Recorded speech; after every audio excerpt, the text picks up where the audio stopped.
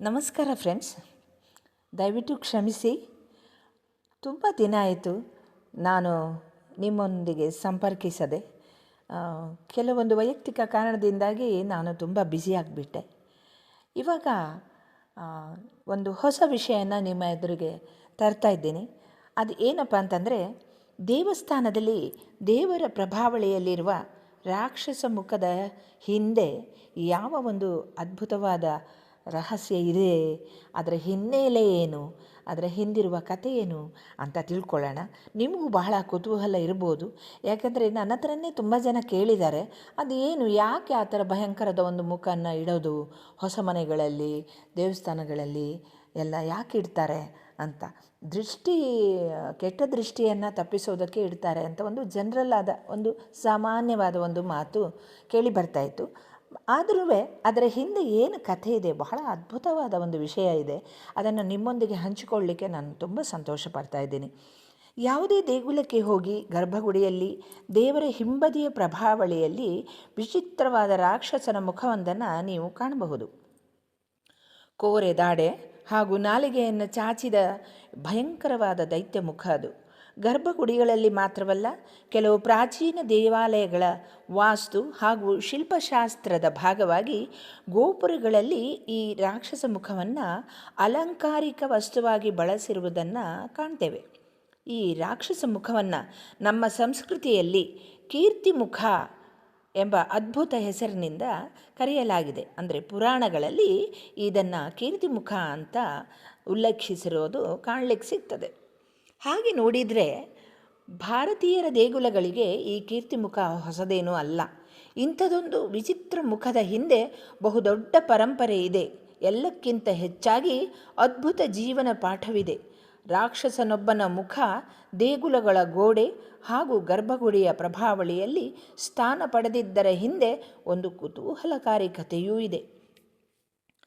ನಾವೆಲ್ಲ ಶಿವಪುರಾಣದಲ್ಲಿ ಬರುವ ಅಸುರರ ರಾಜ ಜಲಂಧರನ ಕಥೆಯನ್ನು ಓದಿರ್ತೇವೆ. ಸಾಧಾರಣ ಆ ಹೆಸರು ಪರಿಚಿತವೇ. ರಾಕ್ಷಸರ ಗುರು ಶುಕ್ರಾಚಾರ್ಯರ ಪರಮ ಶಿಷ್ಯ ಆತ. ಸ್ವತಃ ಪಾರ್ವತಿಯನ್ನೇ ಮೋಹಿಸಲು ಮುಂದಾಗಿದ್ದ ಈ ಹಠಮಾರಿ ಅಸುರ ರಾಜ ಈತ. ಅದೊಂದು ದಿನ ಈ ಅಸುರ ರಾಜ ಶಿವನ ತಲೆಯ ಮೇಲೆ ಸದಾ ತಂಪು ಸೂಸುವ ಚಂದ್ರನ ಮೇಲೂ ಕಣ್ಣು ಹಾಕ್ತಾನಂತೆ.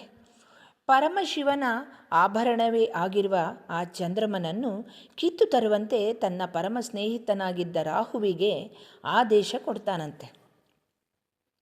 ಜಲಂಧರನ ಆಜ್ಞೆಯಂತೆ ಚಂದ್ರನನ್ನು ತರಲು ಕೈಲಾಸಕ್ಕೆ ಹೊರಟ ರಾಹು ಅದೇ ಚಂದ್ರನ ಬೆಳಕಿನಲ್ಲಿ ಧ್ಯಾನಸ್ಥನಾಗಿದ್ದ ಪರಮಶಿವನನ್ನು ನೋಡ್ತಾನೆ. ಶಿವನ ತಲೆಯ ಮೇಲಿರುವ ಚಂದ್ರನನ್ನು ಕಿತ್ತುಕೊಳ್ಳುವ ಅವಸರದಲ್ಲಿ ಶಿವನ ಧ್ಯಾನಕ್ಕೆ ಭಂಗ ಉಂಟು ಮಾಡ್ತಾನೆ. ತನ್ನ ತಪೋಭಂಗಗೊಳಿಸಿದ ರಾಹುವಿನ ಕುಚೇಷ್ಟೆಗಳಿಂದ ಕುಪಿತನಾದ ಶಿವ ತನ್ನ ಮೂರನೇ ಕಣ್ಣಿನಿಂದ ಅಗ್ನಿ ಜ್ವಾಲೆಗಳನ್ನು ಸ್ಫೋಟಿಸಿಬಿಡುತ್ತಾನೆ. ಶಿವ ಸ್ಫೋಟಿಸಿದ ಈ ಅಗ್ನಿ ಜ್ವಾಲೆಗಳಿಂದ ಸಿಂಹಮುಖಿ ಎಂಬ ಭಯಂಕರನಾದ ರಾಕ್ಷಸನೊಬ್ಬ ಹುಟ್ಟಿಕೊಳ್ತಾನೆ. ಆಗ ಶಿವ ತನ್ನ ತಪಸ್ಸಿಗೆ ಭಂಗ ತಂದ ರಾಹುವನ್ನು ನುಂಗಿ ಹಾಕುವಂತೆ ಆ ಸಿಂಹಮುಖಿ ರಾಕ್ಷಸನಿಗೆ ಆದೇಶ ಕೊಡ್ತಾನೆ. ಇದರಿಂದ ನಡುಗಿ ಹೋದ ರಾಹು ತನ್ನಿಂದಾದ ಪ್ರಮಾದವನ್ನು ಕ್ಷಮಿಸುವಂತೆ ಶಿವನನ್ನು ಪರಿಪರಿಯಾಗಿ ಬೇಡಿಕೊಳ್ತಾನೆ.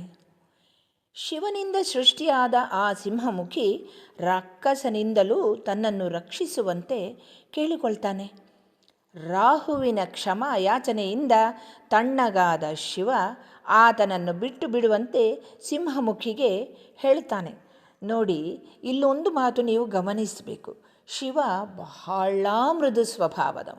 ನೋಡೋದಕ್ಕೆ ಶೀಘ್ರಕೋಪಿ ಹಾಗೆ ಕಾಣ್ತಾನೆ, ಆ ರೀತಿ ಬಿಂಬಿಸಲಾಗುತ್ತೆ ಕೂಡ. ಆದರೆ ನಿಜವಾಗಿ ಬಹಳ ಮೃದು ಮನಸ್ಸಿನ ದೇವತೆ ಶಿವ ಮತ್ತು ಬಹಳ ಬೇಗ ಎಲ್ಲರಿಗೆ ಒಲಿಯುವಂಥ ದೇವತೆ. ಇದನ್ನು ನೀವು ಗಮನಿಸಿಕೊಳ್ಬೇಕು. ಎಷ್ಟೇ ಕೆಟ್ಟವರು ಕೂಡ ತಪಸ್ಸು ಮಾಡಿ ಶಿವನನ್ನು ಒಲಿಸಲಿಕ್ಕೆ ಕಾರಣ ಈ ಶಿವನ ಈ ಸ್ವಭಾವ, ಬಹಳ ಮೃದು ಸ್ವಭಾವ. ಆತನನ್ನು ಬಿಟ್ಟು ಬಿಡುವಂತೆ ಸಿಂಹಮುಖಿಗೆ ಶಿವ ಹೇಳ್ತಾನೆ. ಈಗೇನಾಯಿತು, ಅವನನ್ನು ನುಂಗಿ ಹಾಕು ಅಂತಲೂ ಹೇಳಿದವನು ಶಿವನೇ. ಈಗ ಅವನನ್ನು ಬಿಟ್ಟು ಬಿಡು ಅಂತಲೂ ಹೇಳ್ತಾ ಇದ್ದಾನೆ. ಆದರೆ ಆ ಹೊತ್ತಿಗಾಗಲೇ ಭಯಾನಕ ಹಸಿವಿನಿಂದ ಕುದ್ದು ಹೋಗಿದ್ದ ಆ ಸಿಂಹಮುಖಿ ತನ್ನ ಹಸಿವು ನೀಗಿಸಿದರೆ ಮಾತ್ರ ರಾಹುವನ್ನು ಬಿಡುವುದಾಗಿ ಹೇಳುತ್ತಾನೆ. ಸಹಜ ತಾನೆ ಅವನು ಹೇಳೋದು ಕೂಡ. ಆಗ ಪರಮಶಿವ ನಿನ್ನನ್ನೇ ನೀನು ತಿಂದು ಹಸಿವು ನೀಗಿಸಿಕೋ ಅಂತ ಬಿಡ್ತಾನೆ. ಶಿವನ ಆಜ್ಞೆಯಂತೆ ಇವನು ಎಷ್ಟು ಆಜ್ಞಾಪಾಲಕ ನೋಡಿ ಸಿಂಹಮುಖಿ. ಶಿವನಿಂದಲೇ ಸೃಷ್ಟಿಯಾದವನಲ್ವಾ. ಶಿವನ ಆಜ್ಞೆಯಂತೆ ಆ ಸಿಂಹಮುಖಿ ಕಾಲಿನ ಭಾಗದಿಂದ ತನ್ನನ್ನು ತಾನೇ ತಿನ್ನಲು ಆರಂಭಿಸ್ತಾನಂತೆ. ಮೊದಲು ಕಾಲು, ಅನಂತರ ಹೊಟ್ಟೆ, ಎದೆಯ ಭಾಗ, ಹೀಗೆ ಒಂದೊಂದಾಗಿ ತನ್ನೆಲ್ಲ ಅವಯವಗಳನ್ನು ತಾನೇ ತಿಂದು ಮುಗಿಸಿದ ಸಿಂಹಮುಖಿ ಕೊನೆಗೆ ಉಳಿದದ್ದ ತನ್ನೆರಡು ಕೈಗಳನ್ನು ತಿನ್ನೋದಕ್ಕೆ ಶುರುವಿಟ್ಟುಕೊಳ್ಳುತ್ತಾನೆ. ಇನ್ನೇನು ಆ ರಕ್ಕಸ ತನ್ನೆರಡು ಕೈಗಳನ್ನು ತಿಂದು ಮುಗಿಸಬೇಕು ಅನ್ನುವಷ್ಟರಲ್ಲಿ ಶಿವ ಆ ರಕ್ಕಸನಿಗೆ ತಿನ್ನೋದನ್ನು ನಿಲ್ಲಿಸುವಂತೆ ಸೂಚಿಸುತ್ತಾನೆ. ಶಿವನಿಗೆ ಪಾಪ ಅನಿಸುತ್ತೆ, ತನ್ನ ಆಜ್ಞೆಯನ್ನು ಪಾಲಿಸಿಕೊಂಡು ತನ್ನಂತಾನೇ ತಿನ್ಕೊಳ್ತಾ ಇದ್ದಾನಲ್ಲ ಅಂತ. ಕೊನೆಗೆ ತಿನ್ನದೇ ಉಳಿದದ್ದು ಸಿಂಹಮುಖಿ ರಕ್ಕಸನ ಮುಖ ಮಾತ್ರ. ಆ ಸಿಂಹಮುಖಿ ತಿನ್ನದೇ ಉಳಿಸಿದ್ದ ಆತನದ್ದೇ ಮುಖಕ್ಕೆ ಪರಮಶಿವ ಕೀರ್ತಿಮುಖ ಅನ್ನೋ ಬಿರುದನ್ನು ನೀಡ್ತಾನೆ. ತನ್ನನ್ನು ತಾನು ಇಲ್ಲವಾಗಿಸಿಕೊಂಡ ಈ ರಕ್ಕಸನ ಮುಖ ದೇಗುಲಗಳಲ್ಲಿ ಕೀರ್ತಿಮುಖವಾಗಿ ವಿರಾಜಿಸಲಿ ಎಂದು ಆಶೀರ್ವಾದಿಸಿದನಂತೆ ಪರಮಶಿವ.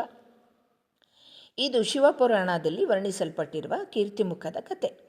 ಗರ್ಭಗುಡಿಯ ಪ್ರಭಾವಳಿಯಲ್ಲಿ ರಾಕ್ಷಸ ಮುಖವನ್ನು ಕೇವಲ ಅಲಂಕಾರಕ್ಕಾಗಿ ಮಾಡಿದ್ದಲ್ಲ, ಈ ಕೀರ್ತಿಮುಖದ ಮೂಲಕ ನಮ್ಮ ಹಿರಿಯರು ಅದ್ಭುತ ಜೀವನ ಪಾಠವನ್ನೂ ಹೇಳೋದಕ್ಕೆ ಯತ್ನಿಸಿದ್ದಾರೆ.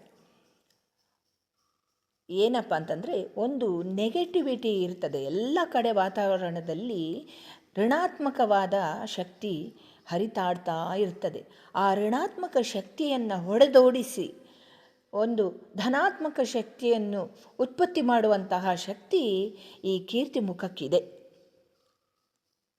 ಅದನ್ನು ಇಲ್ಲಿ ಮುಖ್ಯವಾಗಿ ಗಮನಿಸ್ಕೊಳ್ಬೇಕು. ಇನ್ನೊಂದು ಹೇಳಬಹುದು ಅಂತಂದರೆ, ಆತ್ಮೋನ್ನತಿ ಅಂತ ಅನ್ನೋದು ಆಗಬೇಕು ಅಂತಿದ್ದರೆ ತನ್ನೊಳಗಿರುವ ಅಹಂ ಇಲ್ಲವಾಗಿಸ್ಕೊಳ್ಬೇಕು. ತನ್ನಲ್ಲಿರುವ ಋಣಾತ್ಮಕ ಶಕ್ತಿಯನ್ನು ತಾನೇ ಇಲ್ಲವಾಗಿಸ್ಕೊಳ್ಬೇಕು. ಯಾರು ಕೀರ್ತಿಮುಖ ಸಿಂಹಮುಖಿ ಹೇಗೆ ತನ್ನನ್ನು ತಾನೇ ತಿಂದುಕೊಳ್ತಾ ಬರ್ತಾನೆ, ಆ ರೀತಿ ನಮ್ಮಲ್ಲಿರುವ ಋಣಾತ್ಮಕ ಶಕ್ತಿಯನ್ನು ನಾವೇ ಇಲ್ಲವಾಗಿಸಿಕೊಂಡಾಗ ಮಾತ್ರ ನಮ್ಮಲ್ಲಿ ಋಣಾತ್ಮಕ ಶಕ್ತಿ ನಾಶ ಆಗಿ ಧನಾತ್ಮಕ ಶಕ್ತಿ ಉತ್ಪತ್ತಿಯಾಗಿ ನಮ್ಮ ಆತ್ಮೋನ್ನತಿ ಸಾಧ್ಯ ಎನ್ನೋ ಒಂದು ನೀತಿ ಪಾಠವು ಕೂಡ ಈ ಕೀರ್ತಿಮುಖದಲ್ಲಿ ಇದೆ ಅಂತ ನಾವು ಪರಿಗಣಿಸಬಹುದು. ಇದು ನಮ್ಮ ಕೀರ್ತಿಮುಖದ ಕತೆ. ಈಗ ನಿಮಗೆ ಈ ಕತೆ ಕೇಳಿ ಏನನ್ನಿಸ್ತು? ನಿಮಗಿದು ಮೊದಲೇ ಗೊತ್ತಿತ್ತಾ? ಹೇಗೆ ಬೇರೆ ಏನಾದರೂ ವಿಷಯ ಇದರೊಟ್ಟಿಗೆ ಜೋಡಿಸಿಕೊಂಡಿದಾ? ಬೇರೆ ಕತೆ ಒಂದು ಇದರೊಟ್ಟಿಗೆ ಹೆಣೆಯಲ್ಪಟ್ಟಿದೆಯೋ? ನಿಮಗೇನಾದ್ರು ಗೊತ್ತಿದ್ದರೆ ಖಂಡಿತವಾಗಿ ನೀವು ಅದನ್ನು ಕಮೆಂಟ್ ಮಾಡಿ ನನಗೆ ತಿಳಿಸಿ. ಧನ್ಯವಾದಗಳು.